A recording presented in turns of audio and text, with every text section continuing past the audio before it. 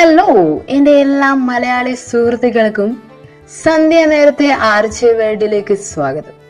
അങ്ങനെ ഒരു ദിവസവും കൂടെ നമ്മുടെ മുന്നിലൂടെ തഴുകി തലോടി പോയിക്കൊണ്ടിരിക്കുകയാണ്. സൂര്യപ്രഭ നിറഞ്ഞ പല സ്ഥലങ്ങളിലും ഇരുട്ട് വീണുകൊണ്ടിരിക്കുകയാണ്. ഇരുട്ടിന്റെ നിഴൽ കണ്ടതുകൊണ്ട് തന്നെ പലരും ഇപ്പൊ വീട്ടിലോട്ടുള്ള ഓട്ടപ്പാച്ചിലും കൂടെയാണ്. അങ്ങനെ നിങ്ങൾ ഓട്ടപ്പാച്ചിലിന്റെ ഇടയിൽ വല്ലയിടത്തും ട്രാഫിക് ബ്ലോക്ക് കാണുകയാണെങ്കിൽ RJ വിവേക് എന്ന എൻ്റെ ഇൻസ്റ്റഗ്രാമിലോ അതല്ല എൻ്റെ വാട്സപ്പ് നമ്പറിലോ നിങ്ങൾക്ക് എന്നെ മെസ്സേജ് അയച്ച് അറിയിക്കാവുന്നതാണ്. നിങ്ങളുടെ കൂടെ ഇപ്പോൾ ഉള്ളത് RJ വിവേക്, റേഡിയോ മാംഗോ 2.0. കുറച്ച് ദിവസങ്ങൾക്ക് ശേഷമാണ് ഞാനിപ്പോൾ നിങ്ങൾക്ക് മുന്നിൽ പിന്നെ വന്നിരിക്കുന്നത്. പക്ഷേ നിങ്ങൾക്കറിയൂ, ഞാൻ ഭയങ്കര സന്തോഷത്തിലാണ്. കാരണം എന്തുകൊണ്ട് RJ വിവേക് 2 ദിവസമായി റേഡിയോ മാംഗോയിൽ ഇല്ല എന്നുള്ളൊരു കാര്യം എന്നോട് പലരും വിളിച്ചു ചോദിച്ചു. ഞാൻ ഓക്കെ ആണോ, അല്ലെങ്കിൽ എന്തെങ്കിലും പ്രശ്നമുണ്ടോ എന്നുള്ള കാര്യങ്ങളൊക്കെ പല റേഡിയോ മാംഗോ പ്രേക്ഷകർ എന്നോട് ചോദിച്ചിരുന്നു. മാത്രമല്ല ഇവിടെ വർക്ക് ചെയ്യുന്ന കുറെ പേരോട് അന്വേഷിച്ചു എന്നും ഞാൻ അറിഞ്ഞു. അപ്പൊ അത്രത്തോളം എൻ്റെ ഷോയിനെയും എന്നെയും ഏറ്റെടുത്തു എന്നുള്ളൊരു കാര്യമുണ്ടല്ലോ. I am really proud of me. ഞാൻ 2 ദിവസം വരാനായപ്പോഴേക്കും നിങ്ങൾ ഇത്രമാത്രം എന്നെ കുറിച്ച് ആലോചിക്കണമെങ്കിൽ ഞാൻ അത്രത്തോളം നിങ്ങൾക്ക് പ്രിയപ്പെട്ടവരായി പോയോ എനിക്കറിയില്ല. പക്ഷെ എനിക്ക് നിങ്ങളോട് സംസാരിക്കാതിരിക്കാനാകുന്നില്ല എന്നുള്ളതായിരുന്നു സത്യം. എനിക്ക് പ്രത്യേകിച്ച് വേറെ കുഴപ്പങ്ങളൊന്നും കൊണ്ടല്ല ഞാൻ വരാഞ്ഞത്. ചെറുതായി മടി, 2 ദിവസം വീട്ടിലിരിക്കാലോ എന്നൊക്കെ കരുതി ഞാൻ ലീവ് എടുത്തതാണ്. പക്ഷേ ഇന്നത്തേക്ക് 3 ദിവസം ആയതേ ഉള്ളൂ. അപ്പോഴേക്കും ഞാൻ എൻ്റെ കെട്ടിങ്കിടക്കി എടുത്ത് പിന്നെ ഇങ്ങോട്ട് തന്നെ വന്നിരിക്കുകയാണ്. അതിൻ്റെ ഇടയിൽ അതിന് മുന്നേ ഒരു ഷോയിൽ എന്നോട് കുറച്ച് പേര് മെസ്സേജ് അയച്ചും വിളിച്ചൊക്കെ ചോദിച്ചൊരു കാര്യം ഉണ്ടായിരുന്നു. എൻ്റെ ലൈഫിനെ കുറിച്ചൊരു ചെറിയൊരു സ്റ്റോറി പോലെ പറഞ്ഞു കൊടുക്കുമെന്ന്. പക്ഷെ എൻ്റെ ലൈഫിനെ കുറിച്ച് അത്ര ചെറിയൊരു സ്റ്റോറി എനിക്ക് പറയാനാകില്ല. കാരണം ഇതൊരു വലിയ കഥയാണ്. പക്ഷെ കുറേ റിക്വസ്റ്റ് ഒക്കെ വന്നത് കൊണ്ട് തന്നെ ഞാൻ കരുതാണ് അത് നിങ്ങളോട് പറയാം. പക്ഷെ ചുരുക്കിയായിരിക്കും ഞാൻ പറയുക. നിങ്ങൾക്ക് എത്രത്തോളം എൻ്റെ ഒരു സ്റ്റോറി ഇഷ്ടപ്പെടാമെന്നൊന്നും എനിക്കറിയില്ല. ബട്ട് ഇഷ്ടപ്പെടുകയാണെങ്കിൽ നിങ്ങളുടെ അഭിപ്രായം കൂടെ ഒന്ന് പറയണേ. ഞാൻ എൻ്റെ ജീവിതം ഒരു സിനിമയാക്കുകയാണെങ്കിൽ മിക്കവാറും ഞാൻ എൻ്റെ സിനിമയ്ക്ക് പേരിടുക അബദ്ധങ്ങളുടെ കൊടുമുടി കയറുന്ന ഞാൻ. അതാണ് എൻ്റെ ജീവിതത്തിന് പറ്റിയൊരു ടൈറ്റിൽ എന്ന് എനിക്ക് പലപ്പോഴും തോന്നിയിട്ടുണ്ട്. കാരണം എൻ്റെ ജീവിതം എന്ന് പറയുന്നത് ഒരു അബദ്ധമാണ്. അപ്പൊ എൻ്റെ ജീവിതത്തിലെ അബദ്ധങ്ങൾ അറിയാൻ ആഗ്രഹമുള്ള എല്ലാവരെയും ഞാൻ എൻ്റെ RJ വേൾഡിലേക്ക് ഒന്നുകൂടെ സ്വാഗതം ചെയ്യുകയാണ്. എന്നെയും എൻ്റെ ഷോവിനെയും ഇഷ്ടപ്പെടുന്നതും ഞങ്ങളെ എല്ലാവരെയും സപ്പോർട്ട് ചെയ്യുന്ന എല്ലാവർക്കും ഞാൻ വലിയൊരു നന്ദി പറയുകയാണ്. നമുക്ക് നമ്മുടെ സ്റ്റോറിയിലേക്ക് പോവാം. ഞാൻ ജനിച്ചത് വലിയ മാളക വീട്ടിലൊന്നുമല്ല. എൻ്റെ 15-ാം വയസ്സ് വരെ ഞാൻ നിന്നത് ഒരു റൂമിൽ മാത്രമുള്ള ഒരു ഷെഡിലായിരുന്നു. ഞാൻ മാത്രമല്ല, എൻ്റെ അനിയത്തിയും അച്ഛനും അമ്മയും. എൻ്റെ അച്ഛനെങ്ങനെ പറയാമെന്ന് മാത്രം വലിയ ജോലിയൊന്നുമില്ല. അച്ഛനൊരു കൃഷിക്കാരനാണ്, അമ്മയൊരു വീട്ടമ്മയാണ്. അനിയത്തി പിന്നെ എന്നെ 4 വയസ്സായിരുന്നു. അച്ഛൻ കുറച്ച് നാളെ ഗൾഫിലൊക്കെ പോയായിരുന്നു. പക്ഷെ പറഞ്ഞിട്ടുണ്ടാ കാര്യം, അച്ഛൻ്റെ കുടുംബത്തിനോടുള്ള അതിയായ സ്നേഹം മൂത്ത് അച്ഛൻ അവിടുന്ന് കിട്ടിയ പൈസയൊക്കെ വീട്ടുകാർക്ക് അങ്ങോട്ട് ചെലവാക്കി.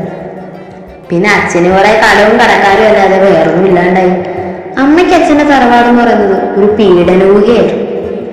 അവരുടെ വാക്കും മാട്ടും തുപ്പും കേട്ട് കുറെ കാലം അമ്മയോട് സഹിച്ച് നിന്ന് നോക്കി ഭർത്താവിന്റെ വീട്.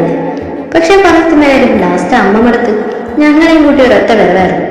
10 സെന്റില് ഒരു ഷെഡ് കെട്ടിയെങ്കിൽ താമസിക്കാൻ തുടങ്ങി. മഴയായ നല്ല സുഖമാ. കട്ടിന് മണ്ടേ കയറി നിന്നില്ലെങ്കിൽ നമ്മുടെ വീട്ടിൻ്റെ ഉള്ളിലുള്ള സ്വിമ്മിംഗ് പൂളിൽ കിടന്ന് അങ്ങോട്ട് കുളിക്കാം. അതിനും വേണം ഒരു യോഗ. പണക്കാരുടെ വീട്ടിൽ അങ്ങനെയൊക്കെ പറ്റുമോ? അവര് പൈസ കൊടുത്ത് സ്വിമ്മിംഗ് പൂൾ പണിയുമ്പോൾ നമ്മുടെ വീട്ടിലത് ഫ്രീ ആയിട്ട് നമുക്ക് സ്വിമ്മിംഗ് പൂൾ കിട്ടുമായിരുന്നു. അതുകൊണ്ട് പണ്ടേ കുറെ സ്വിമ്മിംഗ് പൂളൊക്കെ കളിച്ച് പിള്ളേരെ ഞങ്ങൾ.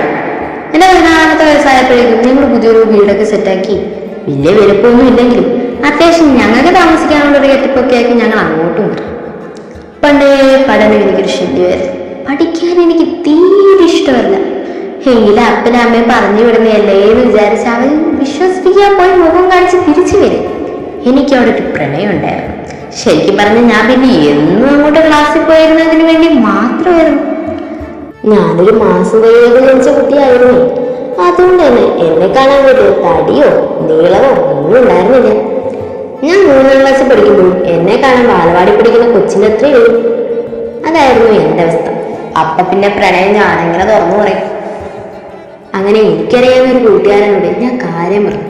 എനിക്ക് അവളെ ഇഷ്ടമാണെന്നും അവളെ കാണാൻ നല്ല രസമാണെന്നും അവൾക്ക് നുണക്കുഴിയുണ്ടെന്നും അങ്ങനെ അവളെ പറ്റി പൊക്കി പൊക്കി പൊക്കി അങ്ങ് മണ്ടയ്ക്കെത്തിച്ചു. പക്ഷെ ഞാൻ അറിഞ്ഞില്ല, ഞാനിങ്ങനെ പൊക്കി പറയുന്നത് അവനെ പൊക്കിക്കൊണ്ടു പോകാനാണ്. അവൻ അവളെ അടിച്ചുകൊണ്ട് പോയി. ചെറുപ്പത്തിലെ പ്രണയല്ലേ, നമ്മൾ അത്ര വലിയ കാര്യമാക്കേണ്ട ആവശ്യമൊന്നുമില്ല. പക്ഷെ എൻ്റെ ആദ്യ പ്രണയം ആയതുകൊണ്ട് എനിക്ക് കുറച്ച് വേദനിച്ചു. എന്നാലും സാരമില്ല, പോട്ടെ. നമ്മളെ കാത്തിരിക്കുന്നത് ഏതോ ഐശ്വര്യറായോ മറ്റോ ആണ്. പിന്നെയും ജീവിച്ചു. അങ്ങനെ ക്ലാസ്സുകളൊക്കെ പോയിക്കൊണ്ടേ. അപ്പോഴാണ് ഞാൻ വീട്ടിനടുത്തുള്ളത് സാധനത്തെ കാണുന്നത്. അവളും ഞാനും വരുന്നതും പോകുന്നതൊക്കെ ഒരുമിച്ചാണ്. പക്ഷെ ആദ്യമൊന്നും വലിയ മിണ്ടാട്ടുണ്ടായിരുന്നില്ല. പിന്നെ പിന്നെ ഞാനും അവളും പൊരിഞ്ഞ അടിയായി. അടിയെന്നൊക്കെ വെച്ച എന്നും അടി. പിന്നെ ഞങ്ങളെ സ്കൂളിൽ കൊണ്ടുവിടാൻ വീട്ടിൽ നിന്ന് ആരെങ്കിലും വരണം. അല്ലാതെ പോയാലേ അവിടെ ഇരുന്ന് ഞങ്ങൾ അടികൂടിയേ മാത്രമേ ഉള്ളൂ, സ്കൂളിലെത്തിയല്ല. പക്ഷെ അവളോ ഉള്ളതുകൊണ്ട് ഉപകാരം ഉണ്ടായിരുന്നു. എന്നെ പല പേരുകളും, ഞാൻ ചെറുതായതുകൊണ്ടൊക്കെ എന്നെ വിളിച്ചിരുന്നു. നാട്ടിലും വീട്ടിലും എന്തോരം പേരുകളാണെന്ന് എനിക്ക് തന്നെ അറിയില്ല. പക്ഷെ ആ വിളിക്കൊക്കെ ചെറുതായിട്ടെങ്കിലും ഒരു നീക്കുപോക്ക് വന്നത് ഇവളെന്റെ കൂടെ പിന്നെയാണ്. ഏതവന്മാരെങ്കിലും എന്നെ എന്തെങ്കിലും പറഞ്ഞാലും അതിൻ്റെ ഇരട്ടിയായി അവൾ പറയുന്നതായിരുന്നു എനിക്ക് ഏത് ആശ്രയം. പിന്നെ ഞാനൊന്നും നോക്കില്ല, അങ്ങോട്ട് കൂടെ കൂട്ടി. പിന്നെ ഞങ്ങൾ രണ്ടും നല്ല കട്ട ചെങ്കായിരുന്നു. അവളൊരു പെൺകുട്ടിയാണെന്നോ ഞാൻ ആൺകുട്ടിയാണെന്നോ പിന്നെ ഞങ്ങൾക്ക് ആ ജീവിതത്തിൽ ഉണ്ടായിരുന്നില്ല.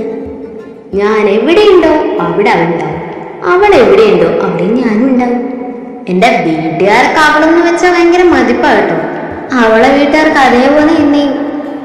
അതിൻ്റെ ഇടയിൽ എനിക്ക് രണ്ടാമതൊരു പ്രണയം കൂടി. അത് ഞാൻ പറഞ്ഞത് അവളോടായിരുന്നു. ഞാനല്ലാതെ അത് അവളോട് പറയൂ. അവളോട് പറഞ്ഞതും നാട്ടുകാരോട് പറഞ്ഞതും ഒരേപോലെ ആയിരിക്കും.